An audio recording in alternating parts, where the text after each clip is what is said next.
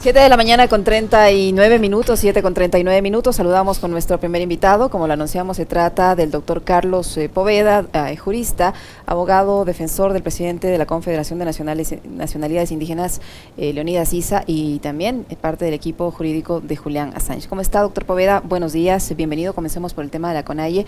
El presidente de la República ha hecho un nuevo llamado al diálogo, pero ha dicho que va a utilizar el uso progresivo de la fuerza para contener las manifestaciones. Dice que no va a permitir que continúen hechos violentos y que no hay motivo que justifique la violencia. En resumen, de su lado, el presidente de la CONAIE ha señalado que continúa la movilización de manera indefinida y que en las próximas 48 horas van a aprovisionarse y que llegarán a Quito en 2 días aproximadamente. No hay un punto de solución aparentemente este conflicto, y esto puede complicar la situación penal que enfrenta el presidente de la CONAIE, Leonidas Issa. Buenos días, le saludamos a Alexis Moncayo, quien le habla, Licenia Espinel. Muy buenos días, estimada Licenia. Alexis, igualmente un cordial saludo, y a quienes nos escuchan y nos miran por este medio. Doctor, Sí, buenos días. es bastante compleja y sensible, pero lamentablemente voy a empezar por el final, que es la situación legal de Leonidas Issa. Precisamente desde el día lunes a medianoche hemos tenido que realizar una serie de situaciones de carácter legal y constitucional que lamentablemente siempre se transversaliza por situaciones ajenas a una independencia de justicia. Creo que para todos, a través de redes sociales, observamos la forma en la cual fue aprendido Leonidas Issa, y que lamentablemente, por ciertos detalles que no se conocen y que me permito decirles, se hizo un operativo, y consta como parte policial, un mega operativo. No era una situación ordinaria de control de carreteras. Aproximadamente 6 vehículos militares con miembros de las Fuerzas Armadas armados, supuestamente realizando un control de armas y explosivos. Le obligan a orillarse el vehículo de Leonidas Issa, y ahí interviene la policía. Y empiezan ahí las situaciones y las causalidades que debo detallar. La presencia de altos oficiales, un coronel de la policía de alta jerarquía de las Fuerzas Armadas y un general de la policía. Según un operativo normal, nunca usted va a encontrar oficiales de alta jerarquía. Posteriormente le empiezan a golpear la ventana de Leonidas Issa, agreden a las personas que estaban en el interior del vehículo y le golpean a Leonidas Issa. Es una situación que tampoco se conoce. A él le agredieron, le golpearon, le insultaron y le vejaron, al igual que a sus compañeros que estaban. Se van llevando las llaves del vehículo, y tenía una finalidad, llevarse las llaves, porque impedían de esta manera que ellos puedan perseguir o seguirles a donde les llevaban. En ese momento es trasladada a una camioneta de placas que no corresponden a vehículos oficiales. Precisamente este vehículo se analizó y no tiene ningún propietario. Y ya luego viene ya la situación de Leonidas, que él informa que le llevan primero a una gasolinera y pasan el límite provincial entre Cotopaxi y Pichincha, y ahí le dan la primera lectura de cargos. La primera lectura de cargos, de acuerdo al 345, era sabotaje, porque supuestamente él había realizado 6 delitos de carácter específico. Van en caravana, le llevan a unas unidades de flagrancia, y por eso es la militarización en la calle Patio 9 de octubre.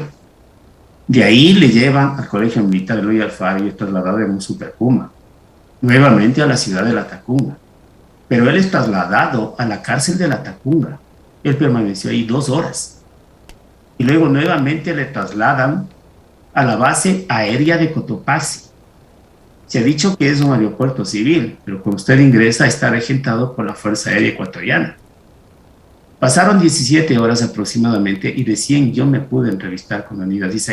A eso de las 16 horas 40 minutos, ya tanta presión que teníamos, y me entrevisté con la fiscal, que precisamente no es la fiscal que formuló cargos. En horas de la mañana, e inclusive en la madrugada, ya conociendo esta situación, presentamos un habeas corpus. Fuimos a la función judicial de Cotopaxi, estaba cerrada, fuimos 5 de la mañana. Nadie nos atendió. Era urgente saber el paradero. Recién a las 8:32 pudimos ingresar a esta garantía constitucional, y era una suerte como de juego, ¿no? Porque no había disposición del juez competente de habeas corpus. Al mediodía se emitió la primera providencia. El juez pidió a la policía y a los militares que indiquen dónde está Leonidas Issa. Doctor, Doctor, perdón que le corte ahí, buenos días, un gusto como siempre conversar con usted. ¿Qué tal, Alexis? Gracias. Siempre me queda la misma duda y es, a ver, ¿una detención puede operar así? O sea, que vaya un grupo de militares y le paren y lo detengan, o hace falta una orden judicial, y en este caso, ¿había o no había orden judicial? ¿Hubo un fiscal o alguien del sistema judicial que acompañó a los policías? O sea, a mí me queda esa duda, porque si no hubo nada de eso, la detención fue absoluta y completamente arbitraria. Es que ahí viene, Alexis, los comunicados de la fiscalía. Pero son posteriores. Pero es de la mañana, Alexis, que dice que ellos no se prestarán para ninguna detención ilegal o arbitraria. La misma fiscal general, que a mí sí me sorprendió en la mañana, anuncia que ellos no se van a prestar porque no había ningún parte policial. Pero ¿cuál es la situación? Ya luego, conociendo un poco más, exactamente a las 17 horas, empezamos a conocer cuál era la naturaleza, porque teníamos pendiente 2 audiencias. La audiencia de los cuerpos, que tenía que ser urgente, rápida, que se demoró el juez, y la audiencia que ya parecía una supuesta flagrancia. Ahí está el quid del asunto. Es decir, ¿cómo justifica no tener orden de detención? Una investigación a través de la flagrancia. Es decir, que Leonidas dice, en ese momento estaba cometiendo un delito, y claro, en flagrancia usted no necesita ninguna orden de autoridad, es simplemente el accionar de la policía. Pero aquí viene la situación también de carácter legal. Cuando vemos el video, la E35 no tiene ningún obstáculo, no tiene ninguna obstrucción. Por eso es que se le lee los cargos 2 veces por sabotaje y se le termina formulando cargos por delito de paralización de servicio público. O sea, supuestamente él estaba obstruyendo la E35. Y hay un dato adicional, como autor mediato, ni siquiera como un autor directo. Es decir, el autor mediato ustedes ya conocen, ya por demás en los casos políticos que se han referido. Es decir, él dirige a una organización, pues, pero es el único que está procesado en este delito. No hay otro tipo de personas que sean la organización, que sean las personas que ejecutaron de manera material. Es el único. Y otro dato que también debo conocer, la fiscal solicita procedimiento directo. ¿Qué significa? Que ellos tienen todos los medios de convicción para condenarle a Leonidas Issa. Pero es que además por flagrancia, doctor, ahí usted, digamos, me da lugar a formularme y formularle a usted también una inquietud, que digamos, es algo que está ahí, pues, por cerrar vías, por cerrar carreteras, por cerrar calles, qué sé yo, y por flagrancia, tendrían que ir a detener a miles y cientos de ecuatorianos en este momento, pues, doctor. Las cárceles estarían repletas de gente que ha cerrado vías. Exactamente, pero ¿cómo se direcciona? Ya le dije la presencia de alto mando militar y policial. La Procuraduría General del Estado también intervino en la audiencia de flagrancia y formulación de cargos. ¿Cuánto usted puede encontrar la Procuraduría del Estado? Y todo un equipo jurídico. Todo un equipo jurídico. Ahora, doctor Poveda, el viceministro de Gobernabilidad, Homero Castañer, dijo que en la audiencia se había presentado un video donde se puede observar al señor Issa subido sobre un montículo de tierra, que supuestamente con eso luego se habría obstruido la vía en mención. ¿Qué de cierto tiene? Eso es falso, ese es falso. Nosotros propusimos la exhibición de video para que la jueza pueda calificar de inconstitucionalidad la aprehensión, pero en ningún momento se presentó este video. Y lo que mejor se establece es la forma en cómo le aprenden a Leonidas Issa, la forma violenta. Nosotros pudimos exhibir ese material e inclusive presentamos intervenciones del ministro Carrillo anticipando lo que iba a pasar, y también del presidente Lazo, porque esto ya se venía a venir. O sea, nosotros ya de alguna manera conocíamos que esto podía ocurrir. Y Alexis tiene toda la razón, pues en este momento el delito flagrante debe estar miles, decenas de miles de personas. Ahí que estuviera ahí la Procuraduría, los generales, los coroneles, el trato que se le dio. Incluida la alcaldesa de Guayaquil, ¿no? Porque ella sacó las volquetas para cerrar los accesos a Guayaquil. Efectivamente, pero ahí no hay flagrancia. Entonces, la salida, entre comillas, inteligente, no sé quién le asesora, era precisamente la flagrancia, y con eso se evitaban de presentar la exhibición de una investigación previa o una orden de detención provisional. En esas circunstancias, nosotros fuimos a la audiencia de flagrancia y estaba pendiente también el habeas corpus. Y ahí de las coincidencias. Primero, establece en la audiencia de flagrancia que nosotros conocimos aproximadamente a las 20:30. ¿Sí? Nunca tuvimos contacto con el expediente fiscal. El expediente fiscal, con los elementos que dice tener fiscalía, recién nos informaron a las 23:11. Le habían indicado que me enviaron a mi teléfono celular, pero no tengo mi teléfono celular, fui objeto de un hurto. Ajá. Entonces, bajo estas condiciones asumimos la flagrancia y obviamente ya cuando dice procedimiento abreviado es que la Fiscalía tiene todas las pruebas, extracción de audio, extracción de videos, investigaciones en menos de 17 horas. Con estos elementos vamos ya a la audiencia de juicio. Pero ¿quién nos garantiza, Alexis y Liceña, que la audiencia de juicio tengamos un juez imparcial? Ajá. Sabemos de antemano cómo está infiriendo en la justicia. Y lo que según tratan de hacer es obtener una sentencia condenatoria, porque ya el ministro Carrillo lo ha escuchado. El procesado hizo, después del 4 de julio será el sentenciado hizo, porque va a ser un prontuariado. Doctor, a propósito de un mensaje que me envió un buen amigo, conocedor de materia jurídica, como es el doctor Francisco Herrera, en autoría intelectual, es decir, el que piensa el móvil, el delito, ¿no es cierto?, el que ordena, lo que sea, en autoría intelectual, ¿hay flagrancia o no hay flagrancia? No hay flagrancia. O sea, solo en la mente del ministro del Interior hay flagrancia cuando se detiene. Por eso es que le decía, la autoría mediata. Es decir, están, yo no sé en dónde reuniéndose, en dónde están dando las directrices. Y eso lo puedo hacer en cualquier hora del día, en cualquier lugar, en cualquier espacio, ni siquiera en el Ecuador. Pero esas son las incongruencias de esta formulación de cargos. Y obviamente, y un dato muy interesante que quiero también compartirles. Ya después, conversando con Leonidas, se intentó realizar el acercamiento de voceros del gobierno. Cuando estábamos en la audiencia se recibían mensajes, me transmitían, esto puede estar sujeto inclusive a verificación, pero le transmito lo que pasó en la audiencia, que le dejaban en libertad siempre y cuando levante el paro. Y esto, de alguna forma, porque uno debe tener inferencias, ¿no?, hechos bases que se conocen.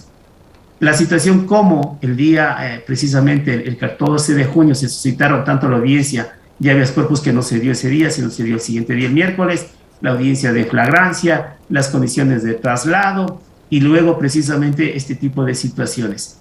Y precisamente en ese día yo pude escuchar la intervención de gerencia de un vocal del Consejo de la Judicatura en el tema Yori. Entonces a mí no me extrañaría que obviamente ya tengan una hoja de ruta y que lamentablemente este caso tenga un final del 4 de julio, tener una sentencia condenatoria.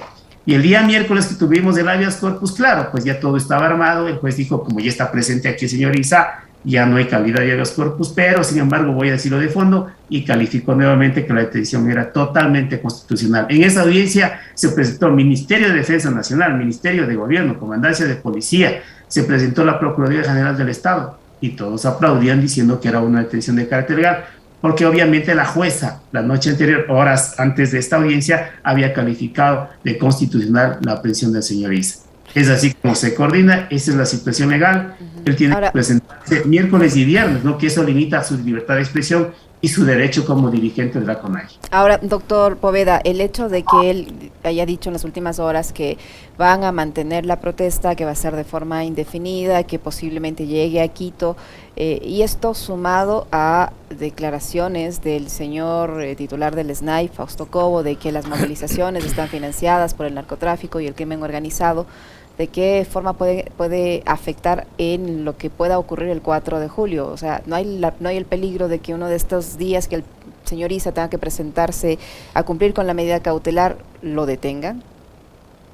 Cuando salíamos de la base militar de la Fuerza Aérea Ecuatoriana, un oficial de la policía, totalmente displicente y agresivo, porque se estaba filmando la salida, en voz media baja, pero yo le pude escuchar, dijo, ya vamos a ver, esto también va al juicio.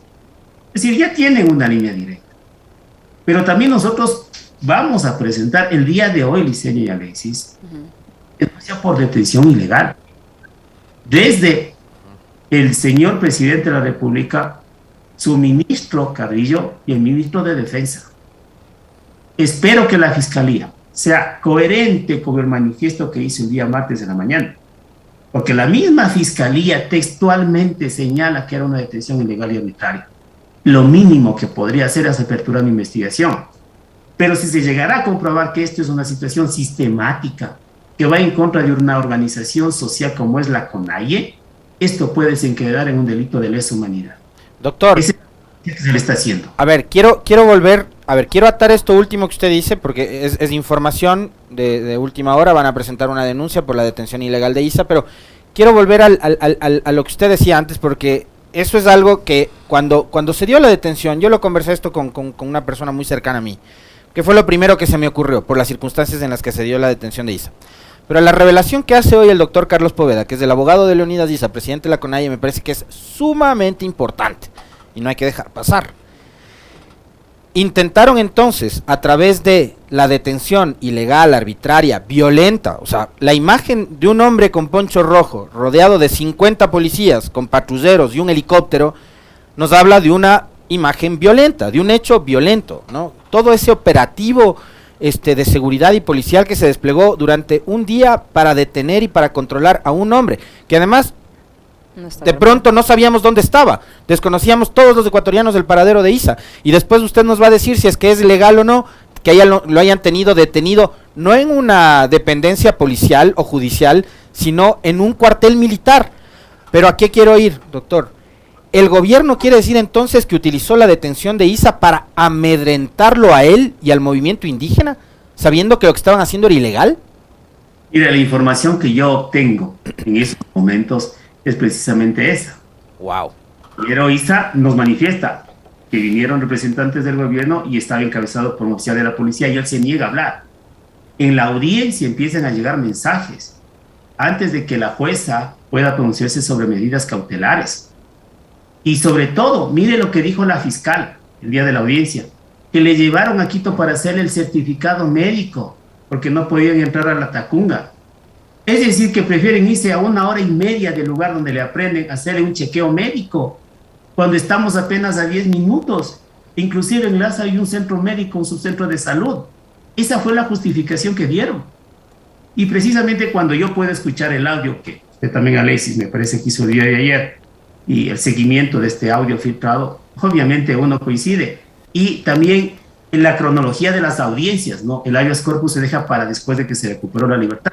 Hay otro dato interesante, a veces, antes que se me pase. En el parte policial se habla de elaboración del parte policial, de la impresión del parte policial a las 5:48 de la mañana y la elaboración a las 5:33. Sin embargo, el ministro Carrillo dijo que por la complejidad del parte se habían demorado toda la mañana. 15 minutos hicieron el parte policial. 15. Y eso también se exhibió y se le identificó a la fiscalía y a la jueza, pero no tomaron en cuenta. Ese es otro dato muy importante, ¿no? En 15 minutos hicieron un parte policial que desapareció y después, si fue a las 5 de la mañana, apareció a las 10:26 presentado en la Tacunga. También habría que decirle a la doctora Diana Salazar por qué no quisieron formar parte de esta situación si estaba en la ciudad de Quito. Esa es otra pregunta que debería contestar la doctora Diana Salazar. Ahora, doctor, sobre estas acusaciones que yo le decía de narcotráfico y terrorismo, ¿qué elementos puede utilizar el gobierno para indicar que estas marchas están financiadas por el narcotráfico y el terrorismo, o por el narcotráfico y el crimen organizado, y poner esto como un agravante a la situación legal del señor Issa? Bueno, yo me remito a la parte legal. En ninguna parte se ha evidenciado, o por lo menos se ha manifestado de parte de la Fiscalía o de la Procuraduría General del Estado, esta situación. Pude escucharle al señor Cobo que es totalmente desatinado, desubicado, por decirle menos. O sea, empieza a decir, se le exige pruebas y dices que están ahí en los medios. No puede hablar de esa manera. No puede hablar de esa manera. Por eso es que le digo que si es que se evidencia de la Fiscalía, ahora le toca a la Fiscalía una vez que presentemos esta denuncia. Si es que es un hostigamiento general de esa naturaleza, en ese contexto que ya está una detención ilegal, el delito que se le está acusando inicialmente es de una arbitrariedad en su detención. Pero si es que se analiza el contexto, podría ir a un delito de lesa humanidad, que tranquilamente puede investigar la Fiscalía General del Estado, porque está afectando a una congregación. Poner cámaras al frente de la CONAIE. Leonidas Issa ha tenido ya seguimientos, infiltración de personal civil. Cuando ustedes observan, por ejemplo, en el video, hay una persona que se lanza a la camioneta y va atrás, que es una persona vestida de civil. Él era uno de los infiltrados. Hay un señor inclusive con un jockey en su cabeza, personal civil. Y lo que me amistad es que durante toda la tarde y noche había 4 personas alrededor de él que decían, vamos, Leonidas, y ocupándole en estas situaciones, cuando luego se dieron cuenta que era personal infiltrado. Es decir, que hay un seguimiento, obviamente, que hay una persecución, hay un hostigamiento. Días antes él sufrió, inclusive tuvo que orillarse una de las carreteras porque le venía siguiendo una camioneta. Eso es lo que está ocurriendo. Por ventaja, digo, y por ventaja, la presentación del habeas corpus creo que limitó el accionar de hecho y de abuso de toda esta situación de instituciones del sector público. Doctor Poveda, la CIDH admitió a trámite esta solicitud de medidas cautelares. ¿Cree usted que puede haber ya una respuesta, un pronunciamiento oficial sobre esta solicitud hasta el 4 de julio, que es la fecha para la audiencia por este delito que se le ha formulado al señor Issa? Mire, yo quiero agradecer a todas las instituciones de derechos humanos que reaccionaron de forma inmediata. Conozco que INRE, Amazon Frontline también están en esta situación y les agradecemos porque uno de los elementos que nos sirvió para un poco retrocederles, porque venían embalados Fiscalía y Procuraduría, era precisamente de que ya está presentado en la Comisión Interamericana y que ya se había solicitado información. Está admitido ya como medida cautelar.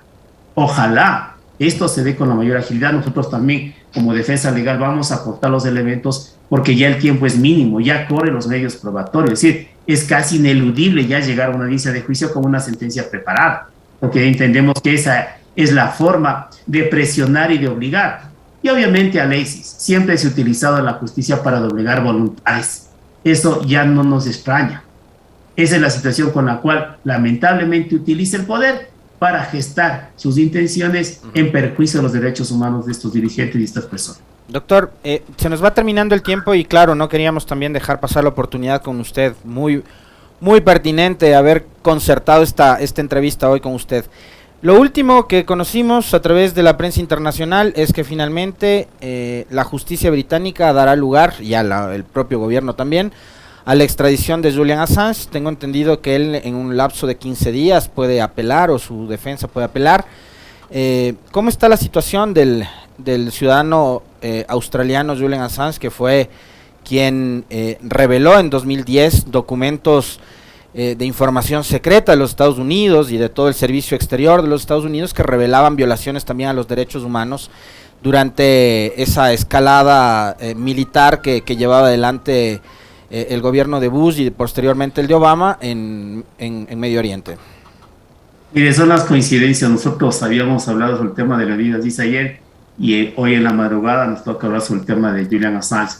Sí, la ministra Priti Patel ya habíamos advertido que solamente se trataba de una excepcionalidad que ella se oponga al pedido de extradición, pero ya estaba dentro del escenario contemplado. Una vez que Priti Patel, a través del gobierno de Boris Johnson, autoriza la extradición, tenemos 14 días para apelar ante un tribunal superior. El tribunal superior decidirá si es que nuevamente da luz verde a la extradición, pero de la decisión de ellos también podemos recurrir al Tribunal Supremo.